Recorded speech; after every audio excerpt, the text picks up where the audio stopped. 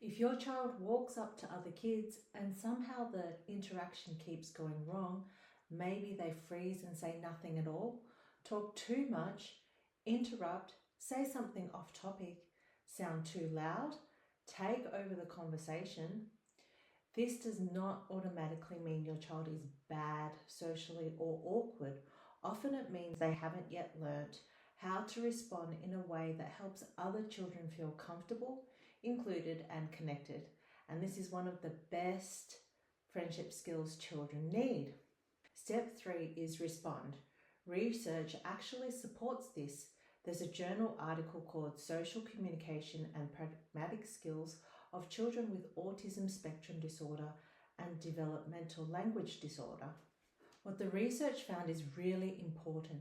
Children who struggle socially often know what they want to say, but have difficulty knowing how to say it in a way that fits the social situation.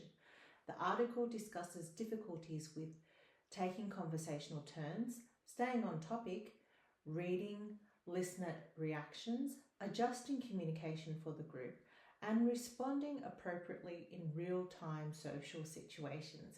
And this is why some children desperately want friends but still experience rejection or exclusion, because friendship is not just talking, it's responding in a way that works for the group.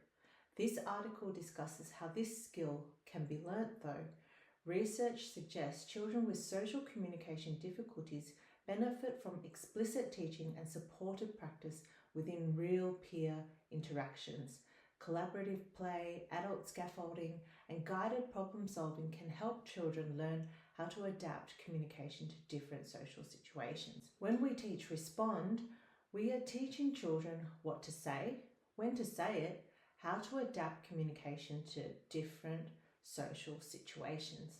Because some children say too little or say too much, change the topic suddenly, correct others constantly, or accidentally take over conversations.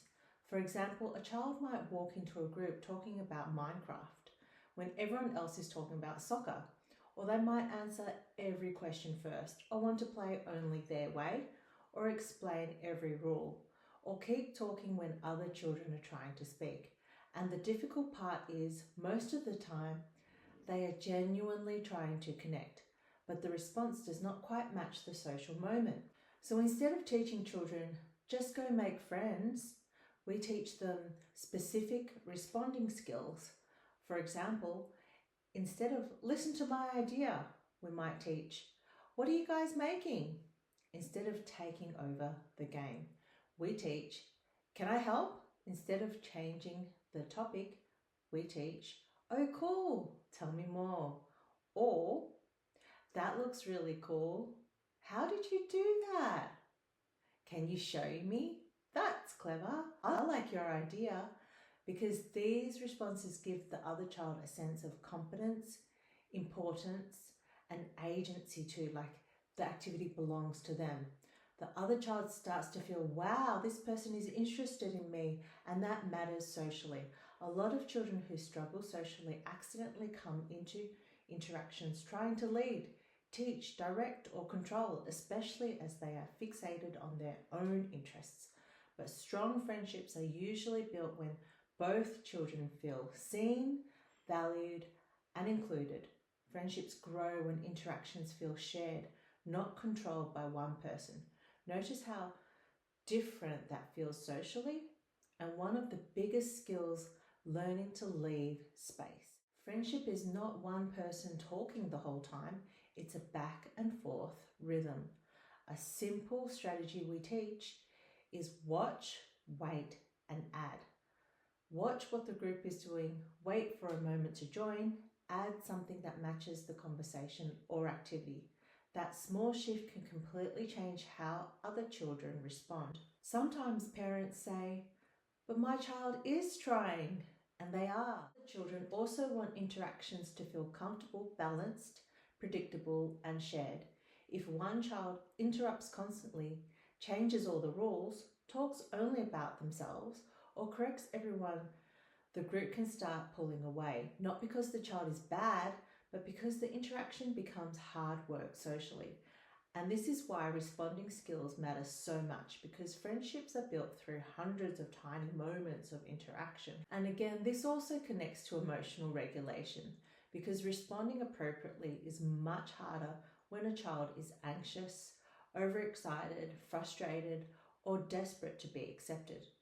So we also practice waiting, sharing control, coping when others disagree, letting someone else lead, and repairing interactions when things go wrong. That's not just behaviour, that's social communication. This is exactly what we work on in our online science experiment and creativity social skills groups, because while the children are doing experiments, creating projects, sharing ideas and solving problems together, underneath that we are teaching them how to join conversations, how to respond to peers, how to stay in the interaction, how to take conversational turns, how to share control socially, and how to build confidence with peers. These groups are for tweens and teens aged 7, 8, 9, 10, 11, 12, 13 and older across Australia, including NDIS supported participants. And because the activities are genuinely fun, children often practice these skills much more naturally than in direct teaching alone. If your child says the wrong thing socially sometimes or struggles to keep conversations going, please know this does not mean they are incapable of friendship. These are skills, and skills can be taught. If you'd like support, you can book a free consultation using the Grow For It link below. And comment friends if you'd like more videos in this series. In the next video, I'll be covering step 4, regulate and flex, because making friends is not just about joining in, it's also about coping when things don't go your way.